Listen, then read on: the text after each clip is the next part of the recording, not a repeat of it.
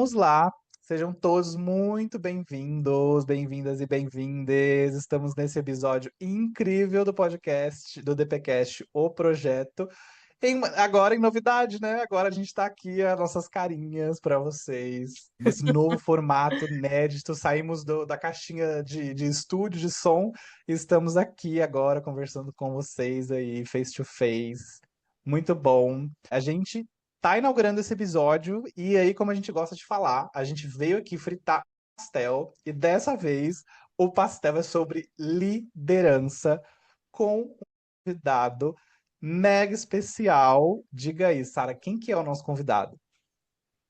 Olha, primeiro que agora todo mundo vai poder dar som ao rosto do ser humano, né? Olha só, eu tô tão feliz com essa nova etapa. A gente tá igual Pokémon, cada dia a gente evolui um pouquinho mais. E agora a gente resolveu fazer um quadro. Então, minha voz normalmente não é essa, tá, galera? Eu estou realmente muito gripada, então a minha voz está igual uma de taquara rachada, mas vocês estão vendo meu rostinho hoje, então essa é a diferença, já compensa. Mas antes de mais nada, queria agradecer, porque graças ao Gui a gente tem a oportunidade de só ir avançando nesse projeto nosso. E além da gente falar sobre vários temas de departamento pessoal, agora a gente também está testando com vídeo, vamos testar chamando convidados, então está ficando cada vez mais leve, mais dinâmico e, claro, sem perder a essência divertida que a gente tenta trazer para esse podcast maravilhoso que é o nosso projeto. Então vamos lá, agora aqui, dando a cara à tapa, a gente convidou o Paulo. Olha só, eu vou falar dele aqui, mas nada mais digno dele falar dele mesmo, da gente dar a oportunidade dele falar um pouquinho sobre ele. Mas o Paulo tem uma trajetória incrível no cargo de liderança dentro das operações de RH. E a gente vai falar sobre esse tema hoje, a gente vai dar esse pequeno bate-papo. A gente fala pouco, né? Imagina, a gente já fala pouco só com áudio, imagina com vídeo.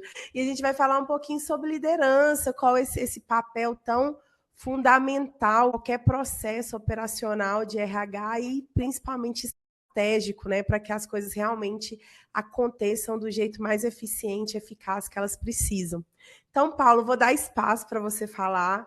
Fique à vontade aí para trazer um pouquinho sobre sua trajetória, que eu sei que é enorme. Muito obrigado, Sara. Obrigado, Guilherme, pelo convite. Eu estou bastante animado aqui com o papo, mas também muito ansioso. Afinal de contas, é o meu primeiro podcast, né? A primeira vez que eu converso assim em vídeo. Eu sou naturalmente uma pessoa mais tímida, mais introspectiva. Eu lido melhor com a escrita do que com a fala. Então, para mim, está sendo um desafio. Tenho certeza que a gente vai sair daqui com muito mais, enfim, troca, com muito mais conhecimento do que a gente entrou, né? Eu espero de fato poder contribuir aí um pouquinho com aquilo que eu vivi ao longo desses quase, na verdade eu até me perdi, não sei se são 14 ou 15 anos de carreira, mas é alguma coisa nesse sentido. Enfim, vamos que vamos. Ai, Pouca boa, coisa, boa. né? Só 14, 15 anos. Imagina o tanto de experiência e de história que você tem para contar, de projetos, de demandas que você já pegou dentro da área, de quanto a área evoluiu, né? Porque se a gente for parar para pensar o tanto de evolução que teve nos últimos anos, imagine em 14, 15 anos, né? Toda a expertise que você tem ali dentro da área. Fica tranquilo, não vamos colocar você entre paredes, você não vai ter que tomar uma decisão polêmica hoje. Hoje a gente só quer conversar mesmo.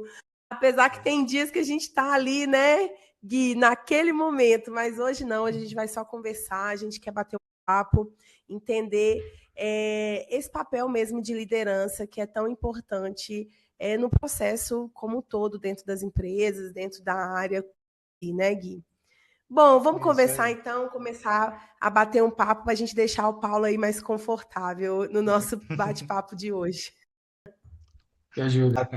E assim, eu trouxe o Paulo porque eu acompanho ele há um tempo já no LinkedIn, assim, eu uso o LinkedIn há muitos anos, eu tenho tentado me fazer mais ativo nos últimos tempos e tenho trabalhado um pouco mais de conteúdo com o DPcast, outros projetos, enfim. E eu vi o conteúdo do Paulo, falei, olha, muito interessante. Eu gostei muito da abordagem, da maneira como ele fala sobre liderança, de uma perspectiva totalmente diferente, que é incomum nós vermos aí quando se trata de profissionais de operações de RH, de departamento pessoal, uma perspectiva madura, mais aberta, assim, trazendo um outro lado aí da nossa área e desse papel. E conta um pouco assim pra gente, Paulo, porque algumas pessoas são meio que levadas, empurradas à liderança, outras escolhem isso. Como que foi isso para você? Você foi junto com a maré, assim, opa, tô indo ali da liderança, você escolheu. Quando que você percebeu, assim, que você tinha essa vocação para ir para esse cargo? O que que te levou até esse cargo? Olha, Guilherme, eu acho que quando eu olho para trás, assim, eu consigo enxergar algumas situações que me levam a crer que é uma predisposição minha desde muito cedo. Aos meus 14, 15 anos, eu participava bastante de grupos de igreja na cidade de onde eu vim, que é uma cidade chamada Tupanatinga. Inclusive, se alguém conhece a cidade, eu já fico com medo, porque o usual é as pessoas não conhecerem, porque é uma cidade tão pequenininha, mas uma cidade que tenho bastante carinho e sou muito agradecido por tudo que eu vivi. Enfim, na minha adolescência, eu participava de grupos de igreja e eu, enfim, acabei coordenando esses grupos. Eu lembro de muitos episódios ali de fato me sentir feliz e realizado por fazer aquelas atividades. E é interessante também que nessa época em que eu tinha 14, 15 anos, que coordenava esse tipo de grupo, muitos pais de outros adolescentes mais velhos do que eu, 17, 18 anos, acabavam me perguntando se eu iria para algum evento para que eles pudessem permitir os filhos irem também a esses eventos. Então, eu acho que é uma predisposição minha. Quando eu comecei a trabalhar, eu sempre quis assumir cargos de liderança, isso nunca foi nada imposto, foi algo sempre que eu busquei. E, junto com esse meu desejo, eu sempre busquei estar preparado para que quando a oportunidade viesse, eu tivesse condições de assumir. Graças a Deus deu tudo certo. Acho que a resposta para a sua pergunta muito desde cedo uma, não sei se vocação, mas, enfim, um desejo ali por liderar. Eu adoro ver as pessoas saindo do ponto A para o ponto B. Eu gosto muito de dar ferramentais para essas pessoas poderem evoluir, assim como também outros líderes fizeram comigo no meu início de carreira. Então, é um pouco disso. Ah, que legal, muito bacana. E é engraçado que na sua fala você traz várias coisas, né? O suporte, né? Porque para mim a liderança também é isso, né? É suportar pessoas, é Claro. dar condições, o desenvolvimento, a segurança que você passava para os pais dos adolescentes ou crianças ou jovens que você, enfim, tinha nos grupos de igreja. E são elementos assim que eu vejo que também são presentes no conceito de liderança, né?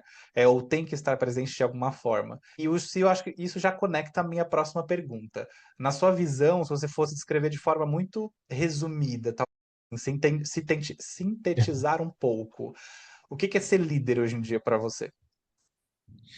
Olha, eu acho que ser líder, e aqui não utilizando uma linguagem romântica, mas uma linguagem prática do meu dia a dia, eu acho que é Uhum. você ajudar as pessoas a enxergarem o que elas não conseguem enxergar por conta própria. É você dar ferramentais para que essas pessoas possam sair do ponto A para o ponto B, e elas mesmas consigam avaliar o tanto de evolução que teve ali. Eu acho que se eu pudesse resumir em uma palavra, liderar seria cuidar e proporcionar ferramentas para que as pessoas possam crescer. Eu acho que isso, para mim, de fato, no meu dia a dia, como eu traduzo liderança. É muito bom.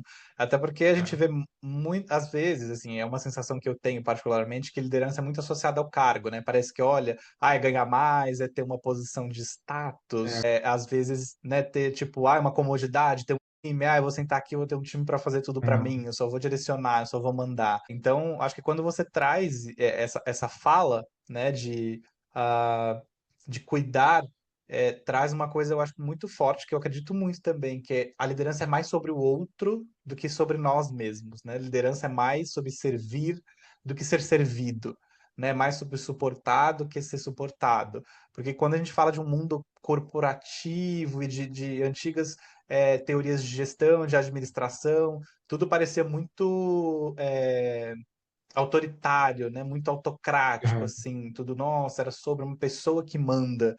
E eu acho que hoje a Uhum. gente vive tempos que a gente vê, enfim, um colapso de talentos no mercado de trabalho, várias coisas acontecendo, e liderança sendo um dos motivos, os principais motivos de desligamento, de que não, né? Esse estilo de liderança já não funciona mais nas organizações. E aí Eu, já, e falando sobre impacto, né? Porque quando a gente tem uma liderança positiva, a gente pode ter um impacto positivo.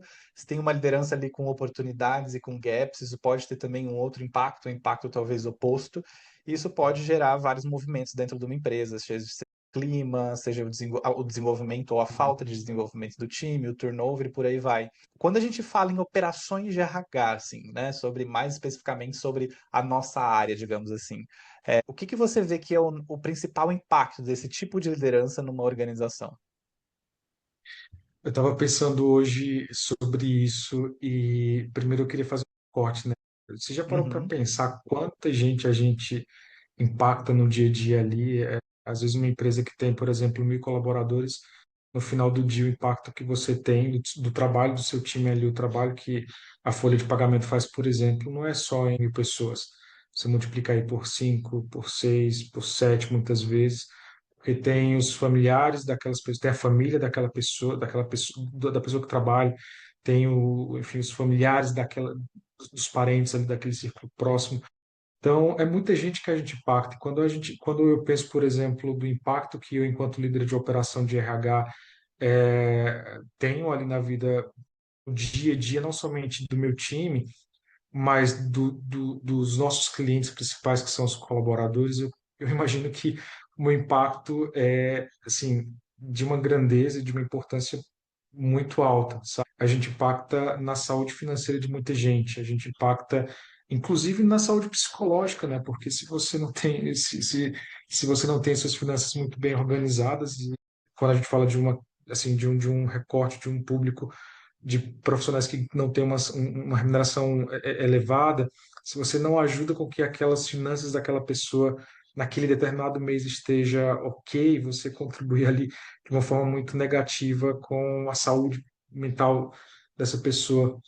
Então, o impacto que eu, enquanto líder, tenho hoje em operações de RH ele é muito maior do que apenas o impacto que eu tenho ali com as pessoas do meu time. E eu costumo tentar também levar essa sensibilização para as pessoas que trabalham comigo, no sentido de, ó, vamos dar o nosso melhor aqui, consumo o que vocês precisam de mim para que vocês possam também ofertar para os nossos clientes principais, que são as pessoas. E aí entra até um pouco do que eu acho que muitos de nós profissionais que trabalhamos nessa área sentimos, que é um pouco da desvalorização, são do impacto da relevância que é o nosso trabalho, né? Acho que as pessoas não têm uma visibilidade muito clara de quanto importante somos, né? Então, quando eu me coloco numa posição de líder nessa área, eu me coloco numa posição de alguém que tem muita responsabilidade, não somente com o meu time, mas de formar um time coerente, robusto ali para cuidar também de outras pessoas, que são os nossos colaboradores. sim. E acredito que o posicionamento também é muito importante, né? A forma como a Uhum. gente se posiciona como área, se apresenta como área, de ter essa visão de que, É, olha, eu não estou aqui só para cuidar de processo, eu também cuido de pessoas, como você falou, e a amplitude disso vai muito além do que só um compliance, o pagamento está certo ou não. É, né? Ela vai, é, como você disse, de encontro à saúde financeira, famílias ali que estão esperando aquele rendimento, aquele sustento para, né, dar andamento a outras coisas, a sonhos, a responsabilidades financeiras, enfim. E isso eu acho que leva também a gente para uma outra pergunta que eu acho que a gente passa por um lugar um pouco cômico também, porque a nossa área é muito. E aí, por isso que eu conecto ao posicionamento, a maneira como a gente posiciona, às vezes nos posiciona. Então, se eu não tenho a munição de dados, por exemplo, se eu não tenho essa amplitude, essa visão 360 da área e dos impactos para as pessoas e para o negócio, eu posso ser posicionado só como uma área processual, uma área tiradora de pedido, digamos assim, né? é.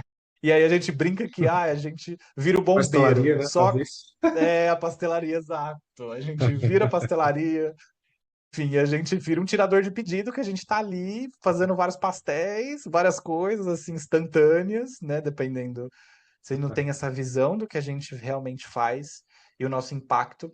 E para você, tem como a gente deixar de ser bombeiro e ser mais estratégico? Acho que principalmente como líder, porque quando a gente fala de uma Tem, liderança tem que às sim. vezes é mais técnica, ela tende, né, a sempre ali, se não tem uma gestão estratégica ali realmente das atividades, do time, né, um direcionamento, um alinhamento com as pessoas, com o time, um alinhamento de expectativa com quem está acima ali, com a alta gestão, Exato.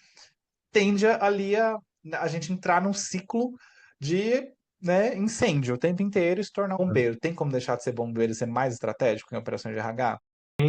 Tem sim, tem sim. Eu acho que você deixa de ser bombeiro e vira mais estratégico quando você coloca planejamento no seu dia a dia. Quando você consegue tentar, ou melhor, quando você tenta pelo menos prever ali o futuro, os contextos, as possibilidades, as variáveis que envolvem ali a sua área, especialmente quando você fala de hoje muito de contexto, até mesmo contexto fora da empresa, você consegue prever dores de cabeças que te levam para um incêndio.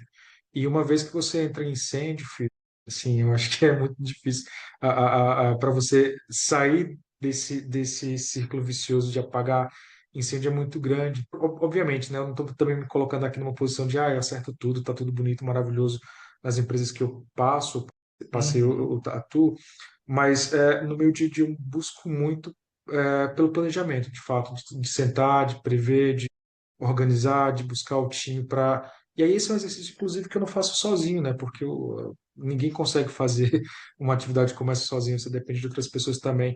Mas, de uma forma geral, não somente para a nossa área, mas para qualquer área que queira trabalhar de uma forma mais estratégica, ela precisa, de fato, colocar o planejamento no seu dia a dia. Muitas vezes, na minha visão, que ocorre na nossa área é que a gente, eu colocar a gente porque acho que o sim. cenário, o contexto de quem trabalha com o departamento de pessoal é isso, a Uhum, gente está muito focado na execução ali. Então, apareceu uma folha uhum, apareceu uma admissão de um executivo, não sei o que, eu vou lá e processo. Deu pau ali no e-social, estou correndo atrás para resolver o e-social. E a gente se consome porque, de fato, o dia a dia é muito, muito duro ali, ele é muito puxado. uhum, E a gente deixa o planejamento de lado, achando, inclusive, até mesmo tomando um pouco ali de propriedade do discurso que outras pessoas utilizam na nossa área, de que não é uma área estratégica, de que isso é operacional. Então, às vezes, a gente até mesmo acredita nisso. Então, se isso é operacional, você tá, e não planejo. E hoje, no contexto que a gente vive, na realidade, no dia de hoje, onde tudo muda, tudo acontece, que nossa área é impactada por diversos fatores, com legislações que mudam a todo momento, com atividade aí da Receita Federal, a gente precisa parar e tentar entender como que eu consigo estar minimamente preparado para as coisas que devem surgir aí, que, ou que vão surgir, né? Porque hoje o que a gente tem certeza aqui no Brasil é de mudança. Tudo muda todo sim. tempo, toda hora. Exatamente. É uma coisa que a gente até já citou no nosso podcast, em outros episódios, e que a Sara falou um pouco, e que eu acredito muito. Não tem como estar preparado para as emergências se você não estiver preparado para o básico. Então, é como você falou, a gente tem Exatamente. que ter uma base sólida. E a nossa base sólida na nossa área seria o quê? Ter processo minimamente mapeado, ter o conhecimento gerenciado, o conhecimento não está, né, na cabeça das Exato. pessoas, né? Ter um cronograma ali de atividades, ter uma agenda pré-definida, ter o mínimo, assim, uma base sólida, um pilarzinho, porque quando a emergência Uhum. surgir, a gente vai estar preparado para aquilo que está fora, né? Extra rotina ou por imprevisto, porque a gente vai estar ali numa data, opa, tem uma gordura, me planejei para fazer 2 dias antes, e não no prazo final, então não preciso ficar desesperado. Então é algo desafiador, às vezes, de fomentar no time, mas principalmente para áreas parceiras, principalmente para áreas que consomem da gente, né? Como o recrutamento e Esse é um seleção, ponto por muito exemplo, porque eles importante. demandam muita vaga, muita Exato. coisa o tempo inteiro. E eu acho que também outro ponto, Guilherme, eu acho que o time ele precisa ser um time robusto também para conseguir, um time que pensa fora da caixa, que ele consiga mudar ali o ponto, eu não sei qual que é, não lembro. Eu sou péssimo de ditado popular, então eu vou falar várias coisas erradas aqui trocando, Fica tá? tranquilo. Mas acho que tem um ditado que fala, não sei, é se mudou o ponteiro e a pessoa quando muda a grama do jardim, acho que é isso que é o ditado. Quando muda a grama do jardim, as pessoas já não sabem o que é. Mas o que eu quero Sim, dizer é assim, se o time também ele não é um time robusto, não tem planejamento também que dê conta sim. de prever ou de Uhum. ter ações ali específicas para as mudanças ou para as situações que vão ocorrer no dia a dia. Então, eu acho que faz parte também do nosso papel enquanto liderança acho não, é um dos principais papéis enquanto líder garantir que o nosso time seja um time robusto, para que ele Uhum. esteja ali preparado para eventuais problemas ou eventuais Sim, circunstâncias e que se surgirem problemas que vão surgir, eles não se transformem em um incêndio porque aquele foco de fogo ali ele precisa ser rapidamente apagado. E quem vai apagar isso é o sim. time. E é engraçado que eu já vivi uma coisa, por exemplo, do líder pregar uma coisa assim, pregar justamente algo muito parecido. Não, a gente tem que ser preditivo, vamos É, automatizar as coisas, vamos pensar nos processos, vamos mapear o conhecimento, deixar tudo estruturado, enfim. Só que ele acatava tudo, que era pedido por outras áreas e assim, é aquele clássico meme assim, ah, eu vendo o meu chefe prometendo alguma coisa para outro time e eu vou ter que me virar para fazer depois. Então, assim, eu confesso que eu já vivi isso, assim, sendo liderado e vendo isso. Tipo, poxa, internamente, dentro de casa, a pessoa fala que, olha, tem que ser tudo bacana, tudo estruturado, vamos lá. Mas quando ele vai tratar com as outras áreas ou quem tá acima, ele, tipo, diz sim a tudo e isso compromete a eficiência operacional do time. Depois a gente tem que fazer muitas horas, a gente tem que, às vezes, parar coisas que eram prioritárias e que vão ter um impacto lá na frente para atender uma determinada demanda. E aí, onde eu quero chegar com isso? Aquela máxima que às vezes a gente tem, né, de um líder ter um discurso compatível com a prática, o que o mercado chama de walk the talk, né? Ou seja, fazer aquilo que fala. Você acha que é uma utopia ou isso é possível? não, é possível. Obviamente que eu acho que existem situações que concessões precisam ser feitas quando você Sim. pensa Uhum. no negócio, quando você pensa em uma situação muito específica. Por exemplo, às vezes a gente tem as janelas de admissões ali que a gente precisa de fato seguir, porque, enfim, o processo flui, mas surgem situações que a admissão de determinadas pessoas elas precisam ser executadas, senão o negócio vai parar. Então, nesse caso, eu acho que precisa haver discernimento por parte da liderança de que é uma exceção e exceção precisa ser tratada. Agora, obviamente, isso não pode acontecer sempre. Se acontece sempre e existe esse descasamento entre o discurso e a prática, eu acho que aí está muito mais no desvio de postura de fato que precisaria ser Sim. corrigido por parte do líder, mas que é possível que aconteça isso. Não só é possível, como deveria ser a regra, né? No sentido de o líder ele precisa garantir que o discurso dele com o time seja basicamente o discurso que ele vai ter ali, enfim, de qualquer outro personagem, exceto, obviamente, como eu falei, em alguns casos de exceções que precisam ser de fato analisados, mas aí o time também precisa Sim. ser maduro o suficiente para entender que nem tudo é cravado ali na pedra, né? Tem muita coisa que precisa ser Sim, analisada no viés de negócio, porque afinal de contas a gente está no negócio também, né? Então precisa ter com certeza. essa visibilidade, né? E eu acho, inclusive, que essa questão de você ter um curso alinhado com a prática é talvez um dos principais fatores ou que vai garantir que a pessoa seja vista de fato como liderança e não somente como um profissional que ocupa um cargo de gestão. Lá no começo você falava algo sobre isso, e para mim claramente existe uma diferença gritante ali entre pessoas que são líderes, que muitas vezes não são pessoas que executam, que ocupam uma função de gestão, e pessoas que são apenas gestoras. E aí, enfim, eu acho que talvez essa seja um dos itens ali, uma das características que façam de fato essa diferenciação. Sim. Eu acho que isso fomenta uma outra coisa, né? Quando a gente fala de confiança, que é um pouco que a gente falou, né? De segurança, de passar segurança Né? para o time. Porque, como você falou, a gente tem o papel também de viabilizar coisas para o negócio, processos para o negócio, né? Operações para Sim. o negócio. E visto isso, quando o líder tem uma comunicação alinhada, né? Olha, a gente vai ter que fazer isso porque é uma estratégia do negócio, trazer um pouco dessa visão macro que o líder automaticamente tem, melhor, né? Essa visão expandida, Uhum. trazer isso para o time, né? Porque o time está lá, muito focadinho, às vezes, cada um na sua caixinha, e fazer essa interface de trazer, né, essa visão macro, tipo, olha, o negócio precisa disso, está caminhando para isso, é uma coisa que pode passar segurança, né? E realmente, tipo, ter Comunicação. essa questão desse alinhamento, né? Tipo, olha, estamos fazendo isso por conta de um contexto, né? Uma necessidade. Eu não tô pedindo isso à toa porque, nossa, eu acordei, eu quero que vocês façam 30 Né? admissões a mais para a próxima semana. Esse Como alinhamento é não sai importante. caro, né? Eu Exato. acho que de fato que comunicação, transparência e clareza precisa existir. Eu acho que é isso que vai determinar também como o time vai olhar essa situação. O time precisa compreender, e se não compreender, eu Verdade. acho que também precisa ser Sim. visto ali o grau de maturidade das pessoas. Uhum. Mas, na minha concepção, se o time é maduro, vai compreender quando isso acontece. Às vezes, não de imediato, mas depois ali passa a ter uma compreensão um pouco melhor das necessidades, né? Hoje a gente tem, inclusive, né, uma demanda muito diferente dentro de operações de RH, que é esse olhar humano, né, olhar de pessoas. Assim, antes a gente falava muito de operações de RH, não tinha nem esse nome, né, a gente nem usava essa expressão, esse contexto, era mais departamento pessoal mesmo, onde a gente Exato. era focado em processos, né, Paulo, o tempo inteiro. A Exato. gente tinha ali a execução, o olhar das pessoas para a área era de processos, né? Isso vem mudando com o tempo. A gente ainda tem muitos desafios na área para poder mudar esse olhar, mas era um olhar mais focado em processo.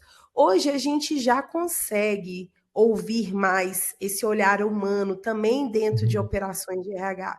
Hoje a gente consegue falar mais sobre isso, principalmente nessas empresas um pouco mais novas, startups, fintechs, a gente consegue perceber esse movimento de as operações, people ops, ter também um pouquinho de olhar humano sobre o processo. E aí a minha pergunta seria sobre isso, assim, como que você enxerga esse papel da liderança, tentar garantir essa eficiência, sabe, sem perder esse olhar humano. Eu preciso ser operacional, sim, porque processos são bem planejados, executados e estruturados para o sucesso da área, até porque a gente está falando de situações sensíveis, né, dentro do ambiente, mas eu também preciso ter esse olhar humano, eu preciso também ter essa pegada humana dentro da área. Como é que você faz para lidar com isso hoje dentro da liderança, sabe, do time? Olha, eu acho enfim, quando a gente trabalha para empresas, e empresas geralmente não, né? Sempre tem ali de resultado, né? Isso a gente precisa de fato garantir, e a gente precisa dar clareza para o colaborador também de que é o nosso papel trazer resultado para a companhia, né? Ao mesmo tempo também, eu não posso esquecer que as pessoas que fazem parte do time são pessoas, são seres humanos, assim como também eu sou. Então, o que eu busco muitas vezes não, o que eu busco no dia a dia fazer é me colocar também na posição dessas pessoas, no sentido de, putz, como que eu gostaria de ser tratado, ou como que eu fui tratado no passado, qual que foi o impacto daquela forma com que me trataram. Esse é um exercício que eu busco fazer para tentar endereçar as minhas ações de uma forma que tratem o colaborador de uma forma humana, né, como eu gostaria de ser tratado. Agora, o que eu também costumo fazer no dia a dia é dar muita clareza para as pessoas sobre o que é esperado delas, para que elas não saibam que ou não sintam que uma determinada cobrança ela é uma cobrança indevida, ou que é uma coisa que eu não estou não estou colocando ela como pessoa ou como eu estou exigindo demais da capacidade dela. E aqui eu volto um pouco sobre aquilo que foi falado um pouco antes aqui, de que o combinado não sai caro. Eu tenho muita segurança de trazer isso, e eu falo de boca cheia, porque, enfim, no LinkedIn tem algumas recomendações que validam esse meu discurso, mas o que eu costumo de fazer, de fato, que eu acho que é a principal ferramenta de gestão, é você dar clareza, ser transparente com as pessoas. Eu trabalho com muita transparência e honestidade. Então, eu falo, putz, é isso daqui que eu espero, é isso daqui que é o que a empresa precisa de você.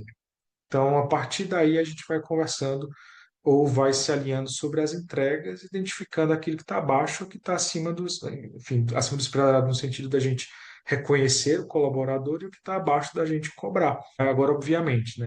Sempre tratando o colaborador com o máximo cuidado possível, como ser humano como que é, mas sem esquecer que a gente está falando de uma relação que exige ali a existência de resultado em condições normais, né? Que eu estou falando de condições adversas quando a Uhum. gente fala de pessoas que estão com algum problema de saúde, ou com pessoas que estão com alguma questão ali psicológica, né? Mas em condições normais, enfim, a gente cobra aquilo que é acordado previamente. Então, esse é o meu exercício de primeiro entender como que eu gostaria de ser tratado para tratar a outra pessoa, e depois também a minha relação com as pessoas com que eu trabalho está muito pautada sobre os acordos que a gente faz e sobre a transparência com que a gente dá também as nossas discussões. Hoje, por exemplo, eu costumo fazer reuniões de one-on-one validar os acordos que foram feitos inicialmente e também ajustar aquilo que precisa ser ajustado, mas sempre em concordância e dando muita clareza para as pessoas daquilo que eu espero delas e o que a companhia também espera.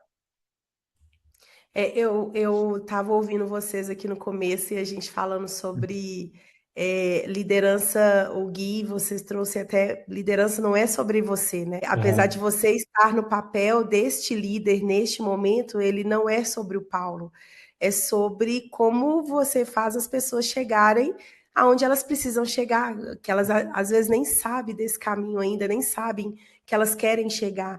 E a palavra ego vem muito para mim nesse momento. A pessoa que é líder, ela não pode ter ego. Ela não uhum, pode ter o ego inflado, né, de pensar que o centro é ela e que toda e determinada pauta deve ser centrada àquela pessoa, né, pessoa física na liderança. O centro é o time, é ele que vai trazer todo esse papel, independente do estilo de empresa, de negócio que você está inserido, o centro vai ser sempre o time e o negócio, né? Os dois vão estar sempre junto ali para a liderança. E isso casa muito com esse olhar humano, porque a gente precisa ter olhar humano com as pessoas, mas com o nosso próprio time em relação ao negócio, né? E aí uhum. não dá para o Ô, líder ser o ego de tudo isso, né? exato. Ô, Sara, só te interrompendo um pouquinho antes que eu esqueça, que eu sou um pouco Claro, esquecido, claro. mas você falou uma coisa muito legal. Estou lendo um livro chamado Pipeline da Liderança, inclusive eu tenho postado algumas coisas no LinkedIn, porque eu acho que esse livro é o melhor livro que fala sobre liderança de verdade, assim, que eu já li na minha vida e ele é muito prático, que eu tenho recomendado para todo mundo. E Rasharan, que é o escritor do livro, ele fala que os desvios de quem é líder é justamente ser concorrente dos seus liderados. E quando você coloca o ego ali, o seu ego em primeiro lugar, você nem se desenvolve enquanto líder, porque existem algumas habilidades específicas a cada momento que você vai fazendo sua transição nas passagens de liderança, e nem também o seu liderado ele vai conseguir evoluir, porque ele não vai ter espaço para crescer, e ele vai te ver como adversário e não como mentor. Então, isso é um perigo muito grande, assim, ego, e essa sua frase, esse seu ponto, eu acho que assim, é algo que tem que estar assim, escrito, um lugar muito Uma visível placa. em todas as organizações. Sim, Né? no começo do nosso podcast hoje, a gente estava falando sobre isso, você e o Gui estavam conversando aqui, que a gente não é sobre você, né? Hoje a gente tem um grande problema corporativo quando você vai filtrar os desligamentos em massa, quando você vai ouvir as pessoas que saíram das empresas, o maior problema é a liderança. E aí eu estou falando de dispensa, né? Quando a empresa demite, mas tem muito mais sobre isso pedidos de demissão, quando a gente vê uma geração nova que não está mais disposta nem a ficar muito tempo nos lugares, justamente por uma liderança que o ego é muito alto, que não é diretamente ligado ao processo ou à melhoria contínua de desenvolvimento das pessoas.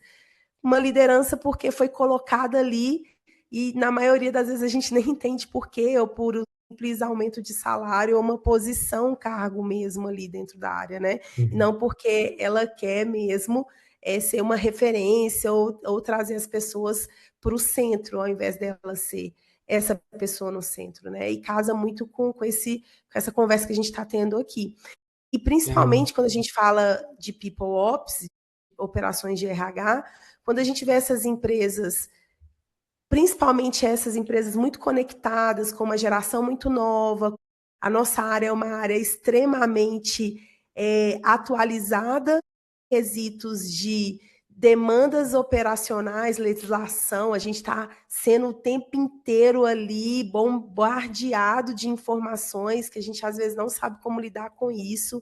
Sim, somos seres humanos, temos insegurança, porque é crescimento acelerado da empresa, é um ambiente que a dinâmica é muito alta, que corre as informações muito rápidas, que os processos, os negócios dentro da empresa mudam como um todo, e a nossa área já é uma área que muda constantemente. Aí, como é que a gente aprende a lidar com processos, escalar isso para o time, num ambiente dinâmico, num crescimento extremamente acelerado? O que você considera, assim, Paulo, essencial para que a liderança continue nesse crescimento, conectado com o negócio, nesse ambiente extremamente dinâmico, mas que não perca a essência da nossa área ali nas entregas, deixar o liderado continuar motivado, sabe, ali mesmo com aquele dia de caos, que a gente sabe que existe muito na nossa Uhum, área, muitos dias de caos, mas continuar conectado com esse crescimento acelerado dentro da empresa, sabe? uhum. Olha, é complexo, tá? Não tem uma fórmula mágica para isso, não. Não tem, eu É, sei que essa é aquela exa- perguntinha para dar uma acordada no podcast. exatamente, mas tem algumas coisas que eu acho que funcionam, Sara, ou pelo menos para mim já funcionaram ou tem me ajudado bastante, né? A primeira delas é estar aberto assim, a entender que os contextos mudam, que as pessoas mudam, que as gerações mudam e que a gente precisa estar aberto ali a aprender, a conviver, a trabalhar com essas pessoas e a estudar como elas se comportam. O ponto também que eu gosto muito é entender com outras pessoas também do mercado. Eu procuro bastante conversar com colegas da área, pessoas com quem eu já trabalhei, pessoas mais velhas ali, que têm muito mais experiência do que eu e que já conviveram com outras gerações ou com problemas que não são iguais, mas que de certa forma foram relacionados, situações distintas. Eu acho que, do ponto de vista de relacionamento humano, é isso, é a abertura e a busca também por mentores e por pessoas que possam te ajudar a pensar diferente. E para a gente seguir ali meio que equilibrado hoje em dia é estudar também, né?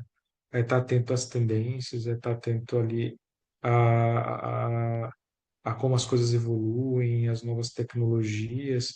Não dá para você hoje viver numa caverna como você poderia ter feito isso no Sim. passado, né? Acho que você tem que ter, talvez mudar um pouco sua. Eu não gosto muito da palavra mindset, mas eu vou usar aqui, vou pedir uma licença poética, mas você ter um mindset mais, assim, como que eu posso dizer, mais proativo em buscar informação. E assim, não só buscar informação, porque hoje também são tantas informações que são pulverizadas aí que nem todas de qualidade. Acho que tem que ter um mindset de buscar informação, mas buscar informação boa e não deixar se consumir Sim, por coisas que são sim. E tem a ver de com o qualidade ego também, duvidosa. né? A gente nem sempre vai ter resposta mesmo, a gente vai buscar Exatamente. junto essa resposta. Porque às Exato. vezes nem sempre o que funciona para o outro vai funcionar para mim, ou a gente Uhum, vai conseguir ter a resposta cem por Uhum. cento conclusiva sobre algum uhum, assunto, mas a gente pode juntos Exato. tentar entender o que funciona, né? Eu falei isso com você, né? Lembra que, tipo, quando você respondeu, eu falei. Ele falou, nossa, algumas perguntas são reflexivas. E aí eu Foi. falei, então, mas não precisa ter resposta. Não precisa ter resposta, porque melhor que uma resposta, às vezes, é Exatamente. uma pergunta certa. Porque às vezes você não tem resposta Uhum. mesmo, mas você vai fazendo perguntas e vai construindo aquilo, ou mesmo fazendo as perguntas que podem parecer Uhum. certas, você vai ter que construir, vai ter que viver, vai ter que vivenciar, e talvez você vai Exato. descobrir essa resposta só lá na frente, assim, né? E às Como o vezes o que Paulo falou, não funciona, tem como a Sara receita. falou, e como a Sara também trouxe, né, às vezes funciona para alguém e não funciona para outra aquela solução. Então, acho que é um processo também de descoberta, de tentativa e erro. E Sim, às vezes o que ninguém achou que dava certo, para você pode dar certo. Mas tem uma exato. coisa que para mim vai parecer um pouco clichê, enfim, para mim recentemente tem funcionado muito é leitura também, assim, a leitura de algumas literaturas interessantes. Hoje, por exemplo, eu vejo muito sobre livros, eu tenho buscado muito sobre liderança e sobre entender ali colaborador, né? A cabeça das pessoas de uma maneira geral. E, enfim, acho que isso também é uma dica muito antiga, mas que eu acho que atual também. Acho que vale a pena Estu- também buscar ali autores Estudar bons, nunca sai títulos de bons. moda, né? Nunca. Estudar não é só uma tendência, é uma necessidade, né? Eu acho, e vocês Exatamente. estavam falando de ego, por exemplo, e eu falo, nossa, com propriedade, porque eu já vivi isso um pouco também. O ego, ele pode levar muito à liderança, principalmente quando a gente fala em conhecer, que nem o Paulo tá falando, né? Em conhecer as pessoas, como a cabeça das pessoas funcionam. Porque se você impõe tudo, tem que ser do meu jeito, tem que ser na hora que eu quero, como eu quero, do jeito que eu quero, pessoa não vai se sentir confortável, às vezes nem para se Não. conectar com você, para gerar uma conexão, para mostrar quem ela é de verdade, o que ela pensa, quais são as ideias. Porque, na mesma medida que o Paulo disse que, por exemplo, o líder tem que conversar com o mercado, tem que fazer benchmark, tem que fazer pesquisa de mercado, tem que se conectar com as pessoas, às vezes para buscar inspiração sobre gestão de pessoas e sobre tendências de processos, mas o time também tá fazendo isso às vezes, porque às vezes a pessoa tá lá no grupo, meu Deus, o social deu pau, o que é que eu faço? O que é que vocês fizeram aí? O que é que vocês estão fazendo para solucionar? Tô com 3.000 pessoas aqui. E esse mesmo acontece. E se numa situação dessa, tipo, nossa, descobri aqui um método que usam, ou pensei que a gente pode adaptar alguma coisa, vamos funcionar aqui? Se tem uma liderança autocrática, não, não quero, vai ser desse jeito, não vai ter inovação, provavelmente, nesse time, não vai ter conexão com a liderança. Então, quando vocês estavam falando dessa questão de ego, assim, de imposição, me veio muito isso na cabeça também, porque isso também, para mim, se torna um impeditivo para várias coisas, né? Melhoria contínua, para inovação mesmo, para realmente, de forma genuína, pensar fora da caixa, mas eu acho que uma das principais também é o liderado estar à vontade para ser quem ele é e se conectar com o líder também, porque eu acredito que liderança também é sobre isso, né? O líder se conectar com o time. E esse é um perigo muito grande, principalmente para gestores iniciantes, né? Pessoas que acabaram de serem promovidas ali para uma posição de liderança porque elas vêm de uma carreira técnica, muitas vezes não, né? Sempre elas executavam, elas faziam de uma forma que funcionava para elas, era uma forma segura. Então, quando ela assume uma posição de liderança e ela não sabe ou não desenvolveu a habilidade de entender que existem outras formas de chegar ao mesmo resultado que ela, que talvez tenha uma velocidade um pouco diferente, muitas vezes ela acaba sendo essa barreira da inovação e da implementação de melhorias. Isso é um perigo, né? Por isso que eu acho que os líderes de líderes têm um trabalho muito árduo ali de já de imediato quebrar esse tipo de entrave quando é observado nessa pessoa que acabou de ser movimentada. E até eu me coloco como exemplo dessa situação. Eu venho de consultoria e auditoria, de um mundo onde o auditor e o consultor ele era basicamente o semideus, e ele achava que podia, que sabia de tudo. Tem um lugar de fala disso porque era um pouco da realidade que eu vivia na época. E quando eu comecei a liderar, eu tinha bastante dificuldade de entender que não era bem assim, de que existia um mundo que eu não conhecia, que era um mundo, inclusive, que tinha coisas muito melhores do que eu tinha na minha imaginação que era o ideal. Então, por isso que eu sei que é difícil e é importante da gente que tem um papel de liderança ali, que lidera líderes, de fazer com que essas pessoas, já desde o início, entendam, aprendam que estar aberto ali às mudanças, às sugestões, às formas diferentes de pensar, traz resultado. E como a gente falou um pouquinho antes ali, as empresas trabalham por resultado. Esse é uma das habilidades que são essenciais ali para quem está entrando. Inclusive, é uma das habilidades mencionadas nesse livro que eu falei que eu estou lendo, que eu estou viciado nele. Boa, e isso conecta muito assim com a minha próxima pergunta. A gente viu, eu vim do mundo de startups. Eu conheci o mundo de startups assim há alguns anos e me identifiquei muito com a cultura de inovação, de É. testar, né, tentativa, acerto e erro, de experienciar, assim. Eu sou aficionado, então gosto muito assim de desbravar, de entender o que o negócio precisa, de ir a fundo, de testar, aprender. Então, isso para mim é incrível. Nesse mesmo mercado, principalmente na época da pandemia, muitas startups, assim, nossa, surfaram na onda da economia, e de muitas coisas. Houve um crescimento, um boom muito grande de startups, inclusive nesse período. E aí, eu vi também isso acontecer, uma tendência muito forte de promover líderes, como o Paulo mencionou, que eram referências técnicas. Pessoas que eram referências técnicas no time, que eram muito boas no que faziam tecnicamente, e automaticamente ali foram mapeadas para serem líderes ou sucessores dentro dessas organizações que estavam nesse boom.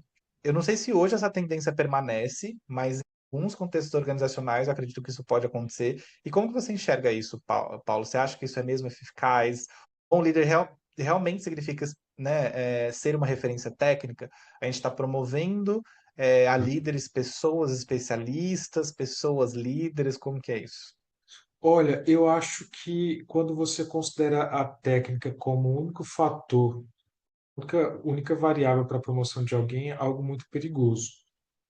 Porque alguém que é exclusivamente técnico, ele vai fazer as coisas acontecerem, talvez assumindo inclusive a responsabilidade pela execução de tudo e vai entregar de alguma forma. Então, a curto prazo, pode parecer uma estratégia ok para o resultado esperado a curto prazo, mas a médio e a longo prazo não é sustentável, tá? Não é sustentável nem para a empresa que precisa de resultados ao longo prazo, né? E aí ele não vai conseguir sustentar as entregas ali do curto prazo que ele entregou, e muito menos para o colaborador, porque ele vai ter N gaps ali, vai ser cobrado por diversas entregas que ele não é capaz de dar. Então, a promoção de um técnico simplesmente porque ele é técnico não funciona na minha visão. Tá? É insustentável a longo prazo.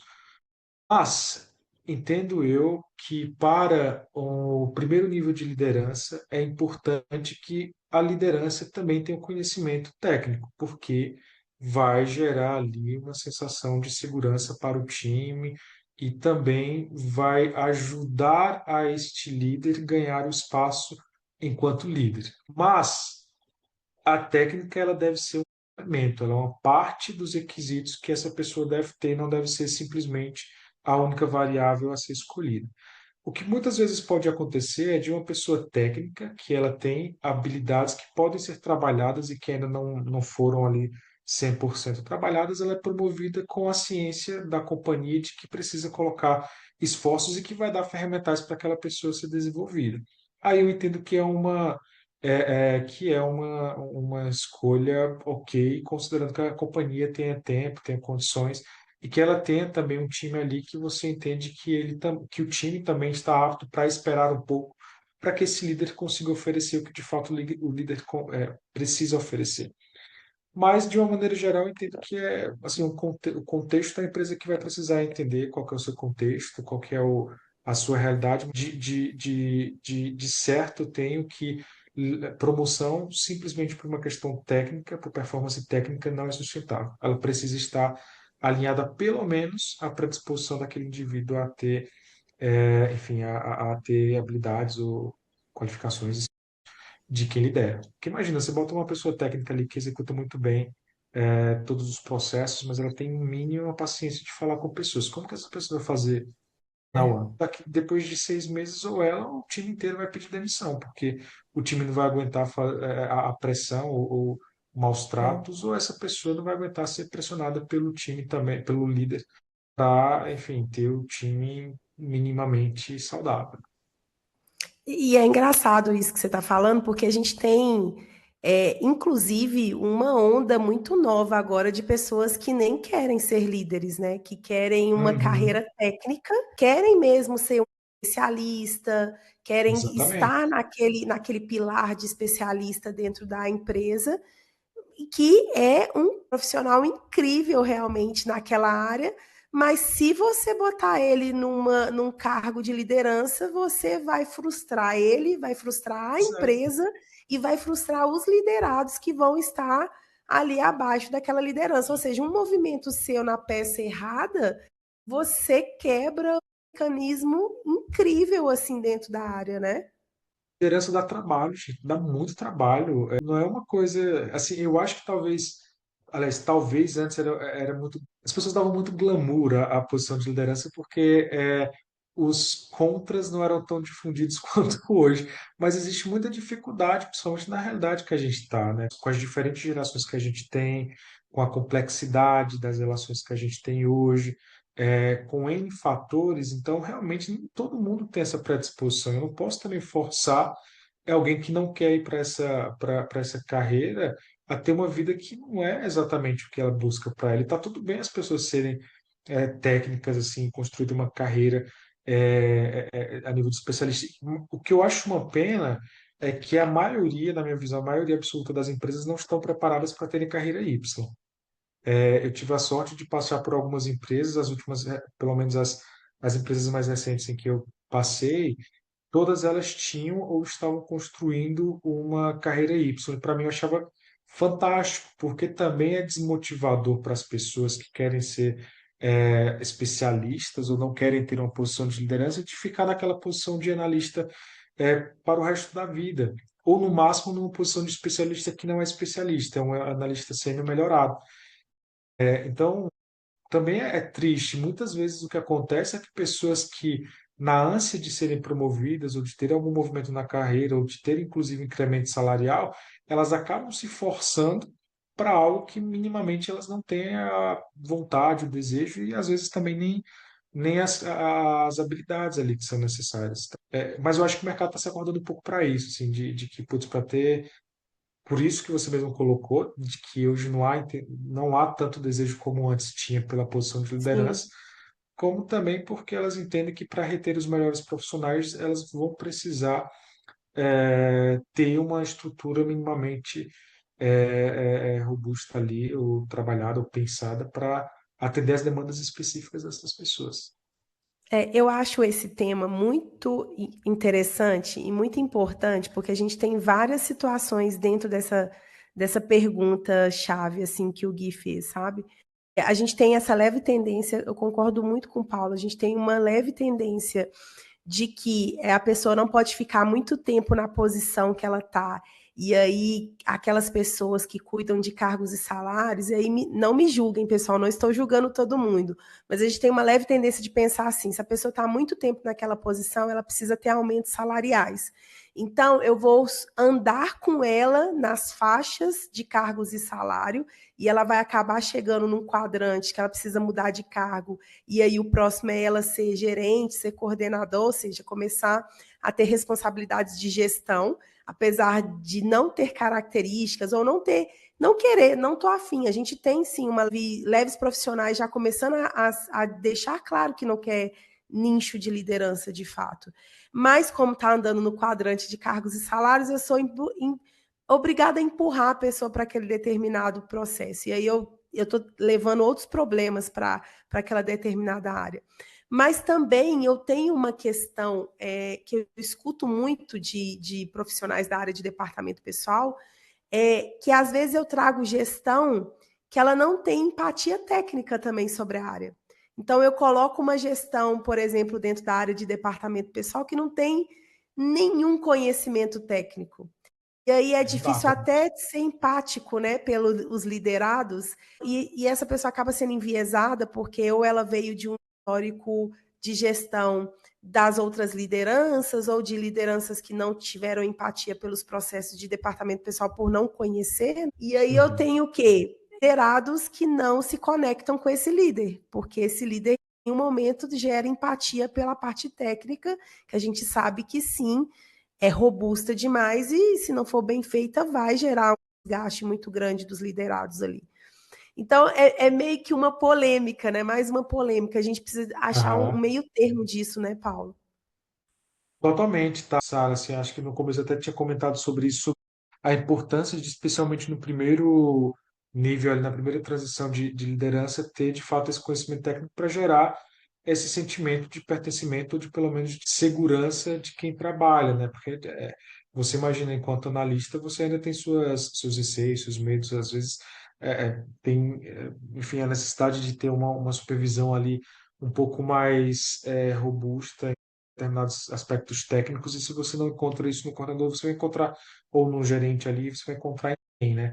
E aí, voltando um pouquinho, eu peço até desculpa por estar falando muito sobre esse livro, mas aqui ele é muito bom mesmo, se tiver a oportunidade, leiam. E ele também traz justamente isso, né? Ele fala que, bom, hoje ele mapeia 5 transições. A primeira é de líder de si para líder dos outros, líder dos outros para líderes desculpa, líder de si mesmo para líder dos outros, líderes dos outros para líder de gestores, líderes de gestores para líderes de função. E aí ele traz, o autor ele traz que na primeira faixa é preciso ter conhecimento técnico, justamente por isso que eu comentei, e na segunda fase, embora não seja o essencial, mas também é importante. Aí ele começa a destacar que para as funções de líderes de função, que é quando você não está ali no dia a dia da técnica das entregas, do produto de fato, mas pensando de forma mais estratégica, ok, não ser de fato profissional de origem daquela área, mas até o líder do líder ele seria interessante ter de fato esse conhecimento técnico justamente para dar os respaldos ali que são necessários. Então, estou 100% de acordo contigo e acho que a gente também tá chancelado ali por esse livro muito bom. Paulo, aqui, olhando a sua trajetória, você falou de conhecimento, né, de estudar, o que é algo muito importante. A gente também fala de conhecimento em línguas, né, que é muito importante de, por exemplo, saber o inglês. A Sara, por exemplo, teve uma experiência recente de intercâmbio, onde investiu Aham, mais no inglês. Eu também procuro investir da maneira como eu consigo hoje. Olhando aqui, eu vi que você também teve um momento que você teve um intensivo ali, que você também viajou para outro país. Conta pra gente como foi um pouco dessa experiência e qual que é o impacto que você acha que isso gerou aí na tua carreira? é. Olha, para mim foi a melhor coisa na minha vida que eu fiz e que poderia ter feito pela minha carreira, inclusive, tá? Eu fui morar na Europa, fiquei 8 meses na Irlanda, numa cidadezinha chamada Limerick, no, na costa oeste. Uma cidade muito pequena, muito diferente das outras cidades que eu já tinha morado na vida, e foi, assim, incrível porque eu tive a oportunidade, talvez, desde a minha vida, início da minha vida adulta, de respirar fora do trabalho, assim. Então, eu voltei agora a trabalhar com muito mais paixão, com muito mais certeza daquilo que eu quero para minha carreira, e eu não poderia ter tido essa convicção que eu tenho hoje, formado essa convicção, se eu não tivesse vivido isso. Aliás, enfim, isso foi o principal ganho, né? Aprender ou melhorar o inglês ali foi um plus. Embora eu tenha ido para lá com o objetivo principal aprender o idioma, acabou sendo um plus, porque toda a experiência foi tão boa, tão maravilhosa, que isso, embora muito bom também, acabou apenas sendo apenas um detalhe. E se alguém me pede a opinião sobre isso, hoje eu digo com toda certeza que se você tiver condição, se você tiver tempo, uma condição financeira ali para realizar dar um break ali na sua vida profissional e focar nisso, cara, faz. Porque não só do ponto de vista pessoal é algo transformador, como do profissional também. Por exemplo, no meu início de carreira, ou um pouco antes, eu perdi várias oportunidades porque eu não tinha o idioma fluente de inglês, assim, eu já fui contactado por Netflix, por Uber e tal, e nunca fui porque eu nunca passei da entrevista, isso porque eu mesmo não ia, porque eu não tinha segurança. E hoje eu falo que se eu tiver um filho, assim, hoje a primeira coisa que eu vou fazer é nascer e colocar numa escola de inglês, porque isso abre portas, muitas portas. Assim, eu falo com muita paixão porque para mim foi realmente algo muito, muito importante. Inclusive, mês passado fez disso e tenho apenas excelentes recordações, o que não quer dizer que tudo que eu vivi lá foi bom, porque tem alguns perrengues também que você passa, mas no conjunto foi incrível, incrível, incrível, incrível. Recomendo para todo mundo. Ai, que incrível. E assim, num país assim de proporções continentais, que é o nosso Brasil, a gente tem É. pesquisas que já apontam que apenas 4% da população fala inglês, né? E Pois não é é, fluente ainda. Eu acho muito importante a gente conectar essa pauta aqui de desenvolvimento, de educação, porque como você mencionou, né, é importante estar em constante desenvolvimento, estudando sempre, como a gente falou, aham, estudar não é algo que nunca sai de moda, não é apenas uma tendência, é uma necessidade. Então, acho que essa pauta de educação é muito importante, porque eu acho que educação claro, é uma das forças motrizes que dão continuidade na carreira, né, com que faz com que a nossa empregabilidade se mantenha ali sempre, né, ativa e claro, essa e a gente também em constante aprendizado.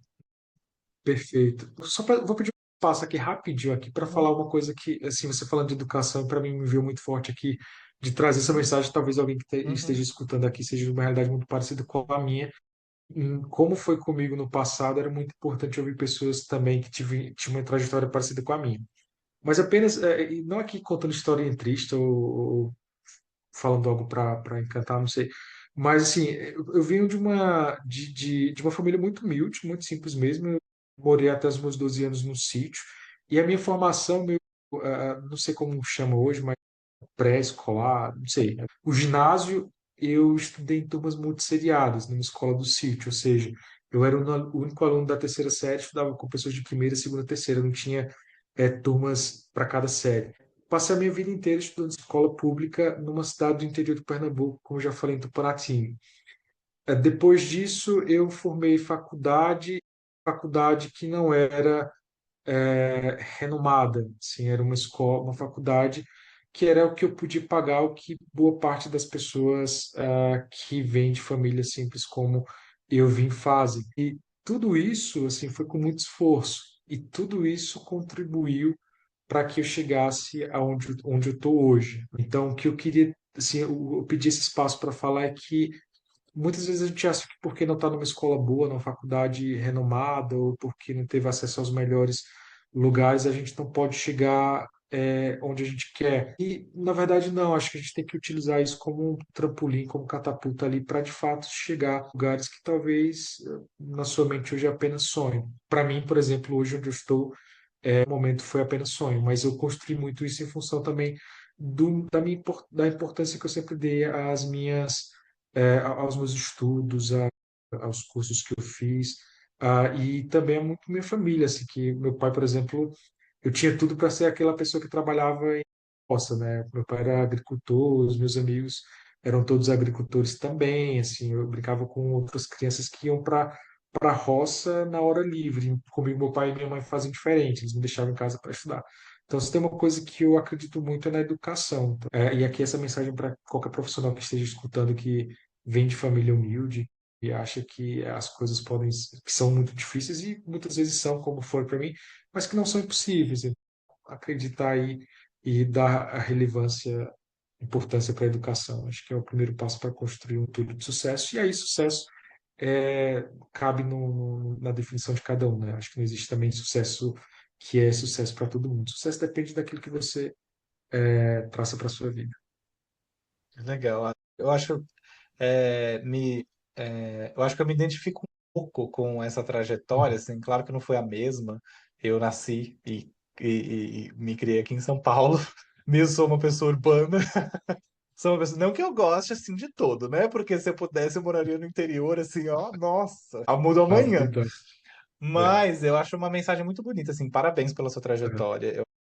É muito inspirador te ouvir, porque eu tive uma trajetória parecida que eu também vim de uma família humilde, assim, nunca tive acesso às melhores escolas, a também faculdades renomadas, nada.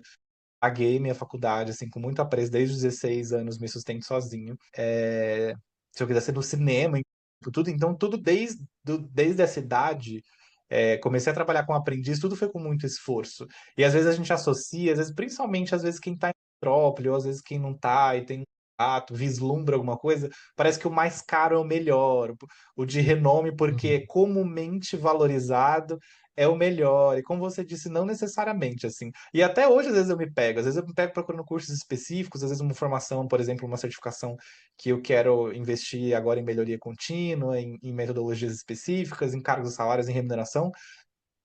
Parece que sempre o mais caro é o mais atrativo. Nossa, a certificação mais cara vai me dar ali, talvez. E não necessariamente. Eu acho que é muito importante essa mensagem de o conhecimento vai dar, né, condições, vai dar o caminho, às vezes abrir uma porta, uma janela, e não necessariamente o certificado do lugar tal. Então, eu acho que exato. uma trajetória muito bonita e uma mensagem muito inspiradora, porque eu acho que educação leva a gente a lugares que a gente nem pode imaginar. E já que a gente está Exato. falando sobre educação, né, sobre aprendizado, sobre desenvolvimento, quando a gente fala dos nossos times de operações de RH, como que você vê o papel do líder em fomentar esse ambiente onde as pessoas se mantenham em aprendizado contínuo? Porque eu gosto, por exemplo, daquela metodologia, tem uma metodologia para avaliação de desempenho que é 70-20-10, né? Então, Exato. a pessoa, né, pode fazer pela carreira, o que o líder pode fazer pela carreira dela, e o que que a empresa pode fazer pela carreira dela. E isso vai diminuindo, né, porque a maior parte é sempre da pessoa. Então, como que você acha que um líder pode fomentar esse aprendizado constante? O primeiro passo é dando exemplo, né? Porque também não adianta, por exemplo, o meu líder chegar e dizer assim, começa a fazer benchmark aí no mercado, ou vai fazer uma pós-graduação, se eu não vejo esse mesmo exercício por parte dele.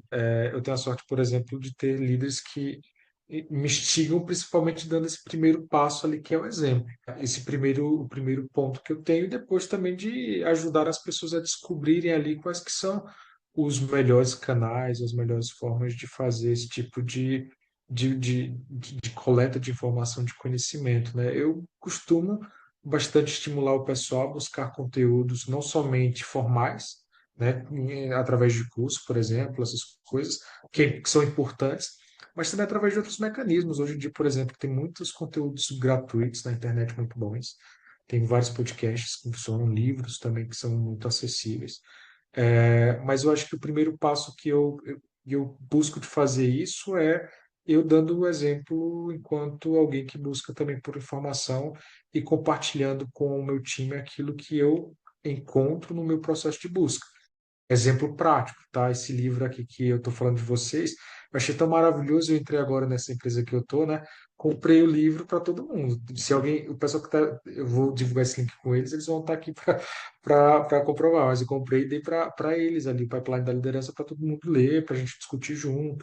Tem um outro livro, por exemplo, que é Modelo Toyota aplicada para empresas de serviços também, que a gente já está nesse formato. Então, a ideia realmente é eu, enquanto líder, ou como pessoa exemplo ali do que eu quero que as pessoas façam, eu mesmo sendo exemplo de compartilhar, aprender, compartilhar e falando sobre quais são as ferramentas que eu estou utilizando. Porque eu acho muito difícil também você endereçar para a pessoa e dizer, faz uma pós-graduação ou faz um curso. Não sei se funciona assim, sabe? Eu prefiro mais dizer, olha, eu estou estudando, eu estou vendo aqui, eu estou vendo as coisas, esse é o tipo de conteúdo que eu consumo. Gente, vamos lá, eu preciso que vocês estejam e prontos para discutir comigo sobre os assuntos, sobre as coisas, sobre os temas. E eu acho que isso é muito legal, porque quando eu começo a absorver isso no time, eu fico muito feliz. Na última empresa, não nessa que eu estou agora, mas na última que eu estava, do nada, algumas pessoas do meu time começaram a trazer lá, assim, Paula, eu queria fazer um curso de, não sei o quê, dos eventos do social de processos trabalhistas. Então, eu via muito disso, assim, de tanto eu comentar das coisas que eu estava buscando, do que eu estava consumindo, e também de instigar as pessoas, olha, busquem aquilo que vai atender à necessidade de vocês ou que vocês precisam para performar melhor. E a gente via isso acontecendo na empresa que eu estava antes. Tive alguns casos muito emblemáticos, assim, que levaram, inclusive, a dar mais visibilidade para a pessoa. Acho que respondendo a sua pergunta de uma forma mais prática, é assim, primeiro dando, eu costumo de fato fazer, falar do que eu estou fazendo. E até para me forçar também, porque se eu sei que as pessoas precisam aprender ou consumir informação, e como eu acho que eu preciso ser o primeiro ali da fila a fazer isso, é uma maneira também de eu me cobrar por esse tipo de atividade. Boa, boa. Eu acredito muito nisso, a liderança pelo exemplo, assim. Acho que é algo assim, essencial, que às vezes é difícil, é desafiador, né? Porque afinal somos pessoas, É, também erramos. Mas é algo que é um exercício que eu acho que também a gente tem que sempre se propor, principalmente enquanto pessoa líder, se você é uma pessoa, né, que está sim. ocupando ali um cargo de liderança. Eu sou apaixonado por esse tipo de perfil de liderança pelo exemplo, porque eu tive um grande líder assim na primeira empresa que eu trabalhei. Eu lembro como hoje de uma frase que eu falei para ele quando eu pedi demissão. Eu queria ir para minha cidade. Eu falei para ele, eu trabalhei aqui esses 4 anos não para a empresa, eu trabalhei para você. E de fato era, porque assim, eu vi ele com muita referência. Eu estava ali na companhia, claro, eu gostava da companhia, sou muito grato à companhia, mas eu tinha muito carinho ali, eu enxergava de fato nele, porque ele dava exemplo assim do que fazer, tinha um curso muito alinhado com a prática, isso era muito legal. Hoje eu Ah, busco fazer isso por causa desse primeiro exemplo que eu tive. eu acho que é algo inspirador, assim, é É. muito bom.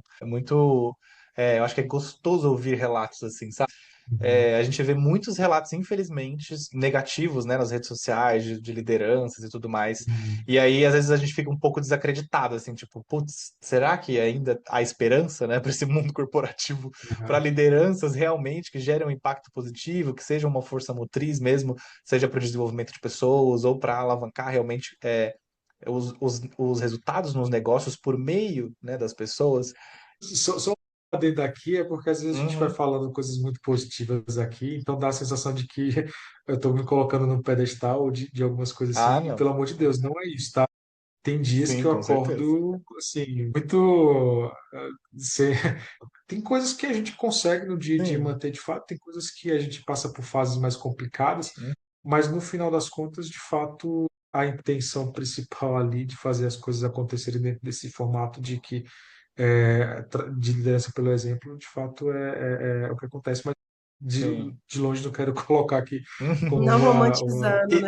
mas você falou uma coisa que é muito importante. É para lembrar que, e para ser um lembrete também para os líderes, né? Somos pessoas, somos humanos, vamos errar. exato, E porventura, não só esse fator, mas às vezes decisões que o negócio vai ter que tomar vai ser desconfortável para a gente e às vezes vai ser mais confortável muito, ainda para o time. Então, aprender envolve desconforto também. Nem sempre aprender de maneira prazerosa é sempre o processo. Nossa, ai, que legal, estou aqui aprendendo. Não, às exato. vezes aprender e crescer dói, né? E é desconfortável. Eu tô lendo um livro da Brené Brown, que é A Coragem de Ser Imperfeito. E aí eu estava lendo É, exatamente isso hoje indo trabalhar. Ela estava citando que a autora, ela faz magistrado, dá aula em uma universidade nos Estados Unidos há muitos anos. E ela estava falando exatamente isso. Ela estava citando no livro, eu falo para os meus alunos que se eles estão felizes na minha aula, eu não estou ensinando, eles não estão aprendendo. Porque o processo de aprendizagem, muitos momentos, segundo ela, né, segundo o que ela acredita, vai ser desconfortável. Então, como dizem por aí, principalmente está na moda agora, né? A vida não é um morango e eu diria não é um morango do amor. Tem dias e dias, eu acho exatamente. que eu acho que os dias ruins não são uma justificativa, né, para ser um chefe que vai tirar o sono de alguém, que vai impactar, né, a saúde mental de alguém. Muitas vezes decisões vão ser tomadas, erros vão ser cometidos e que vai trazer desconforto. Né? Então, acho que é muito importante também esse lembrete de que somos humanos e o aprendizado Exato, também vai envolver desconforto em alguns momentos. E, exatamente. para encerrar esse tema de aprendizado, eu tenho aqui uma questão que eu também acho muito poderoso quando a gente fala sobre conhecimento, que aqui a gente falou muito sobre conhecimento técnico, né? E um pouco também do que eu vou trazer aqui. Mas eu queria ouvir de você. Como que você acredita que o autoconhecimento impacta a carreira de um líder e a gestão dele? Né? Porque conhecer a si mesmo também é um desafio muito grande. Ah, esse é um fator determinante para o sucesso, não somente de líder, como de qualquer profissional. E o processo de autoconhecimento, ele não é um processo tão fácil. Hoje, o barulho do mundo aí, ele faz você entender diversas coisas que muitas vezes não é a realidade. Então, precisa, inclusive, algumas vezes, de ajuda, né? Eu, por exemplo, hoje não faço mais, mas em um determinado momento eu precisei fazer terapia que me ajuda bastante a me entender de fato como, não somente como ser humano, também como qual que era o meu papel ali enquanto líder, enquanto profissional, especialmente para lidar com coisas também que são frustrantes. A gente, enquanto líder, não é responsável somente por tomada de decisão com base nas fontes das nossas cabeças, né? Muitas vezes a gente segue ali diretrizes que são impostas por outras pessoas, por outros líderes ali, tá tudo bem, a gente só precisa lidar com isso, e precisa entender como trabalhar. Esse, esse processo de autoconhecimento, ele é extremamente importante, porque se você não estiver bem, não estiver consciente do que é você, ou de quem é você na fila do pão ali profissional, ou de quais que são, de qual que é o seu papel na transformação da vida de outras pessoas, na transformação da sua própria vida, você não vai conseguir oferecer o melhor. Acho que a gente precisa ter um cuidado nesse sentido, não somente de se ver como pessoa, mas cuidar de saúde, da saúde mental. Hoje, especialmente, né, com tanta coisa acontecendo, assim, com tantas coisas que são rápidas, com tanta informação, eu acho que se a gente não se cuidar, a gente não consegue oferecer o melhor e a gente só consegue oferecer o melhor quando a gente passa por um processo de amadurecimento pelo autoconhecimento. É uma outra coisa também, até mesmo para você entender a sua relevância, a sua posição ali dentro do contexto profissional. Faz bastante tempo que eu escrevi um texto que está no LinkedIn, inclusive, que eu gosto muito e mando para um monte de gente, que fala Ai, gente, eu já até esqueci o texto. Peraí. Tudo muda quando você se reconhece como profissional. E aí foi até mesmo uma passagem pessoal minha, que eu comecei a me ver de fato profissional, a relevância que eu tinha depois que eu comecei a entender que eu era bom o suficiente, ou que tinha ali as características que eram necessárias para a posição que eu estava. Mas isso foi um processo, né? Um processo de autoconhecimento ali. Acho que hoje eu consigo contribuir muito mais do que eu consegui contribuir antes, quando eu não tinha visibilidade das minhas limitações e também dos meus pontos positivos, que a visão que eu tenho hoje, né? Desses dois lados ali, dos meus pontos a desenvolver, dos meus pontos que eu acho que são bons e que precisam ser intensificados. Estava aqui pensando, você estava falando sobre não é essa romantização, né? Também não é tudo lindo Uhum. dentro do processo de liderança. Na Exato. verdade, a gente tem até mais problemas do que fases boas dentro do processo de liderança, até porque a gente está lidando Exato. com gente, né? E está lidando com as nossas próprias frustrações também e as frustrações do outro, porque Aham. parece bonito, a gente recebe muitos nãos e a gente recebe de formas que a gente precisa filtrar para não levar do mesmo Uhum. jeito que a gente recebeu para o liderado que está ali com a gente, para ele também não ficar com esse sentimento de frustração, né? Então, estava pensando no processo emocional como um todo ali, seu, no seu dia a dia de pressão, que eu sei que é grande, de todas as experiências que você já teve no ramo. Como é que você lida com isso, assim, sabe, Paulo? Emocionalmente, tecnicamente, para você liderar pessoas com perfis totalmente diferentes, em ambientes totalmente diferentes, com alta pressão, com dias não romantizados. Como é que é para você isso? Como é que você lida com isso durante o dia, sabe? Durante o seu Olha, dia a Sara, dia? good question, né? Eu acho que a primeira coisa que eu precisei fazer na minha vida foi tirar a capa que eu tinha vestido nos meus anos de auditoria e de consultoria, de me achar bom demais assim para as coisas, sabe? E eu falo isso novamente com lugar de fala porque é o mundo que tem muito disso. A gente acaba se expondo tanto, a gente começa a ter tantas certezas e quando você começa a liderar, você entende que não é bem assim, né? Tem gente que sabe muito mais que você, tem gente, inclusive da sua equipe, que vai saber mais que você, e é bom que saiba mais que você. É preciso, o time ele só é bom mesmo quando você tem pessoas que conhecem mais. Então, para mim, foi tirar um pouco do ego, que a gente falou um pouco antes, né, para levar as coisas um pouco mais leve, trazer as coisas de forma mais leve, não ter sentimento de, putz, eu não dou conta, ou de não sou suficiente. Então, tirar essa vestimenta de uma posição de quem está ali, de quem sabe tudo, de que pode fazer tudo, para uma posição de, putz, eu estou aqui para ensinar, mas também para aprender. Isso foi uma das formas que eu encontrei para levar mais leve a vida enquanto líder. E também outra coisa que eu tenho encontrado bastante é conversar com outras pessoas que passam por situações muito diferentes. A vida de um líder, na minha visão, ela é muito solitária no contexto ali da empresa que você trabalha. Então é complicado porque ao mesmo tempo que você é, não pode levar as suas dores para os seus liderados, porque não dá para você fazer isso, porque você está ali para ser o suporte do time, não o time ser o seu suporte muitas vezes. Você também tem ali as suas limitações para trazer suas dores, seus questionamentos, as questões ali para a sua liderança. E também os seus pares estão muitas vezes ali ocupados com seus problemas, suas dores. Então, você às vezes acaba precisando buscar ali fora para se conectar com alguém e trazer essas suas dores. Então, hoje o que eu busco fazer muito é isso, de compartilhar com outras pessoas que vivem realidades parecidas com as minhas.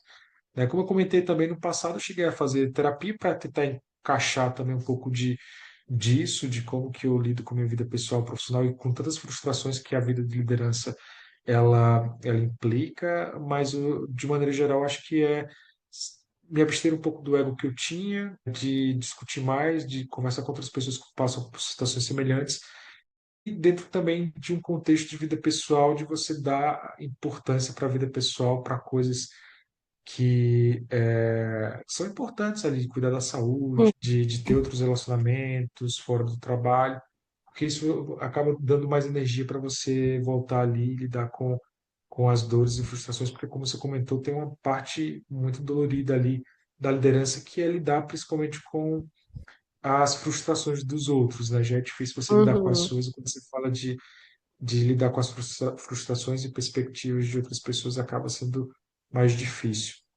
Mas eu acho que aqui também entra um pouco dentro daquilo que a gente já tinha falado antes, que não existe uma fórmula mágica, né? Que vai cada um descobrindo ali o que funciona melhor. Para mim já funcionaram várias coisas, mas hoje esses são os três principais coisas. Me distanciar do ego, ajuda fora e conversar para trocar figurinha com outras pessoas. E também me entender como um ser humano, né? Esses dias eu tinha até, como eu comentei no início, eu acho que acho não, eu tenho muito mais segurança com a escrita do que com a fala e eu gosto muito de escrever. E eu escrevi alguma coisa também sobre a síndrome de super-herói. Às vezes a gente acha que porque é líder que a gente é super-herói, e muitas vezes outras pessoas até que corroboram essa sensação que a gente tem da gente. E a primeira coisa que eu acho que a gente tem que fazer é se entender como um ser humano normal, que a gente não tem superpoder. E depois que você entende isso, você começa a sofrer menos por coisas que não tem ali tanta gerência da sua parte. Essa é uma outra dica também que é difícil, mas dá para fazer. Quando a gente faz, a gente consegue tirar uma carga bem grande dos ombros. É bem interessante essa fala que você trouxe. A vida de líder é um pouco solitária, né? E de Aham, fato é verdade. Essa é a parte não romântica do processo, porque exato, com quem a gente fala, né? A grande parte, essa é a pergunta que vale R$ 1 bilhão, porque a gente tem muita gente para falar com a gente e pouca gente para falar com a gente sobre nós mesmos, sobre o nosso papel, exato. né? Como pessoa naquela posição que a gente está de liderança. E eu acho que eu faria essa pergunta para você. Toda a sua experiência de liderança, de alta liderança, dentro de operações de RH ou na sua trajetória mesmo ao todo como líder, alguma parte que você pode compartilhar com a gente, com os ouvintes do DPcast, que foi seu maior desafio, sabe? Porque hoje eu sinto que esse é um dos maiores desafios. Na o que eu sinto para pessoas que eu não impacte no papel de liderança que eu estou hoje, assim, de uma forma negativa, né? Não romantizando esse papel de liderança, onde eu também me sinta bem e eu possa ser quem eu sou no meu dia a dia sem afetar o próximo ali, com as demandas, com as rotinas, com os projetos, com os negócios de modo geral da empresa, mas que eu também tenha com quem me expressar. Assim, a Sara líder e a Sara pessoa, né? Como é que a gente não separa tanto, mas não mistura tanto esses dois seres que estão dentro de uma pessoa só, sabe? É meio complexo isso. Eu também sinto esse pouco de essa solidão assim dentro desse processo, sabe? Mas para você, qual que seria esse maior desafio hoje dentro desse papel, sabe? Olha, eu acho que o maior desafio é o ser, a, qual palavra que eu poderia utilizar? É que eu ofereça para o meu time condições para que eles não sintam esse sentimento, por exemplo, de solidão, né? Ou que esse sentimento de solidão seja minimizado. E aqui, absolutamente nenhum, eu tô trazendo aqui a responsabilidade para as minhas lideranças, né? Pelo contrário, eu tive a sorte de ter líderes incríveis que passaram e que estão, inclusive, na minha vida. Mas, querendo ou não, a cada passo que você dá nessa hierarquia corporativa, é um ambiente ainda mais solitário. Então, o próprio contexto ele implica isso. Assim como eu já me sinto numa posição mais solitária, minha liderança já se sente, a liderança da minha liderança também ainda mais. Então, eu acho que o principal desafio para mim hoje é de putz, como que eu posso minimizar isso? Assim, como que eu crio ambientes mais seguros? Como que eu crio segurança psicológica para que não seja eu o ouvinte, que eu também entendo que tem ali alguns limites que não é bom mesmo as pessoas ultrapassarem, mas que eu seja a pessoa ali que vai indicar mecanismos, maneiras da pessoa também desafogar ou de encontrar refúgio para as questões próprias ali da posição dela. Então, esse seria o principal desafio nesse contexto de solidão, é como que eu posso ajudar a minimizar esse sentimento que, na minha visão, ele é um sentimento real e que todo mundo vai ter, né? Porque a liderança, de fato, na minha visão, ela implica por natureza esse solidão. Então, é isso.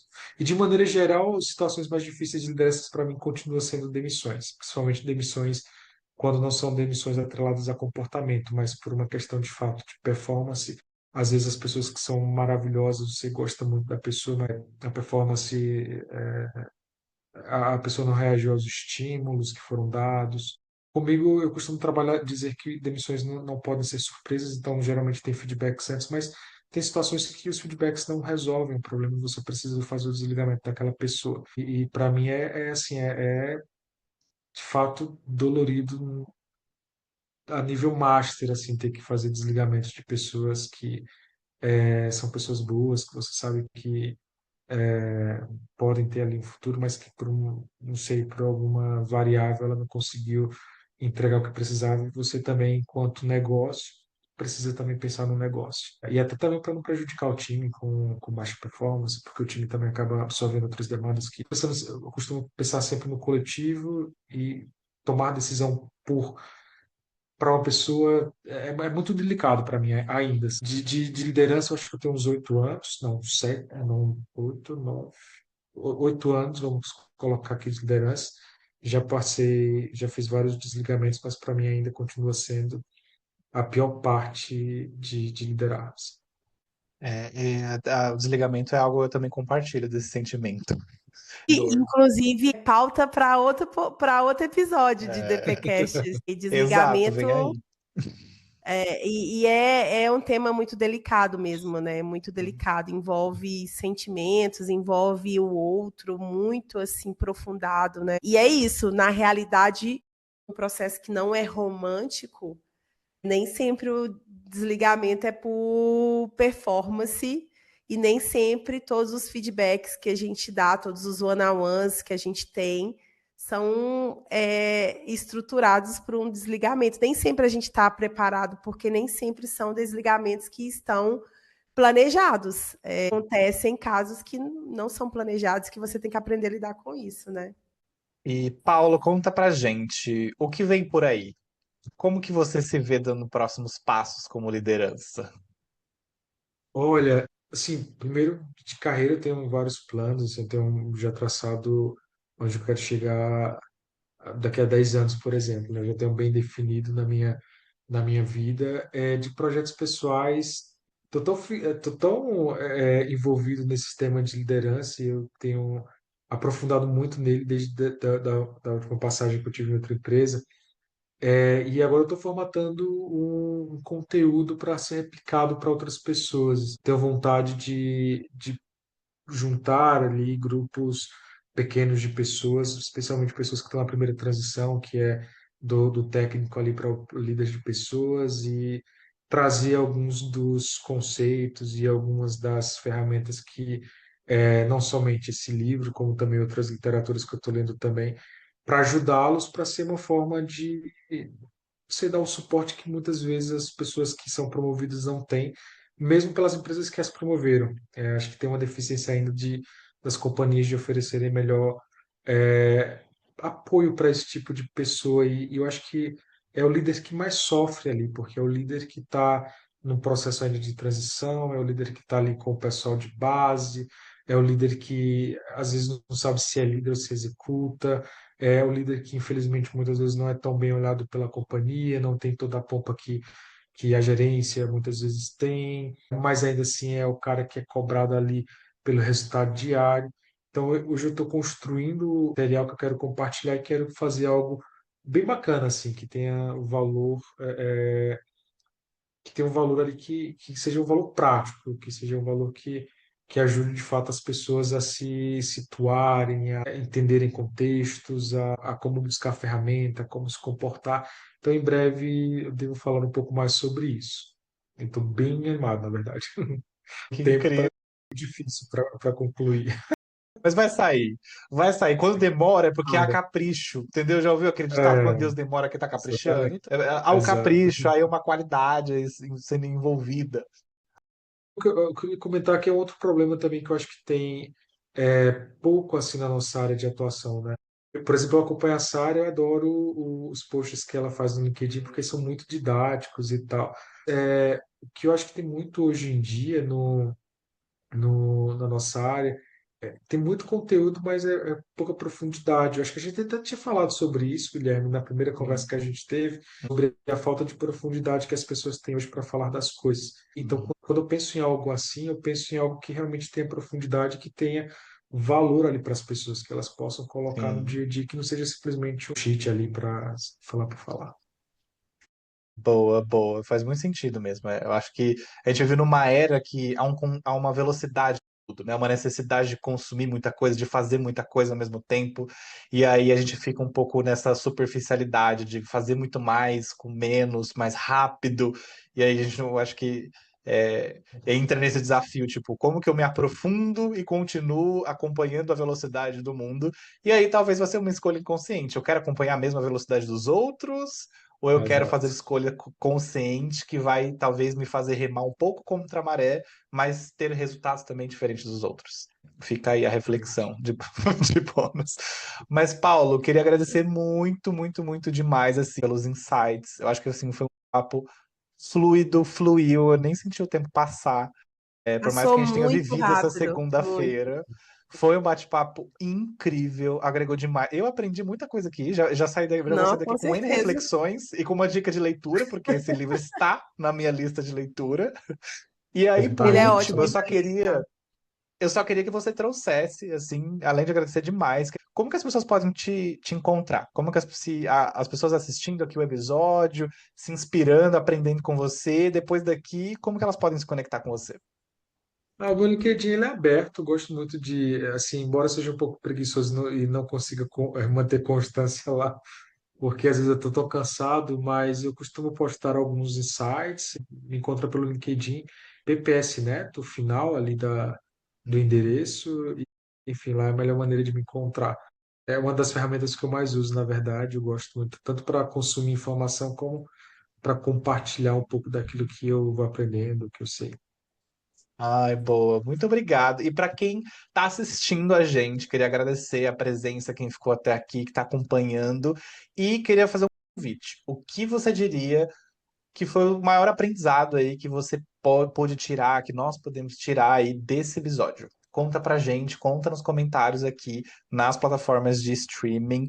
Curte o episódio, avalia a gente, segue lá nas plataformas, manda aí pra galera que precisa ouvir mais sobre liderança, o líder solitário, o líder, a primeira liderança, ou quem aí é um entusiasta desse tema, quer aprender mais, compartilha com a galera. Conhecimento bom é aquele que é compartilhado, como a gente já falou aqui, e claro, com o nosso, né, ótimo, também na nossa pitadinha da nossa essência de bom humor. Então, Sara, obrigado.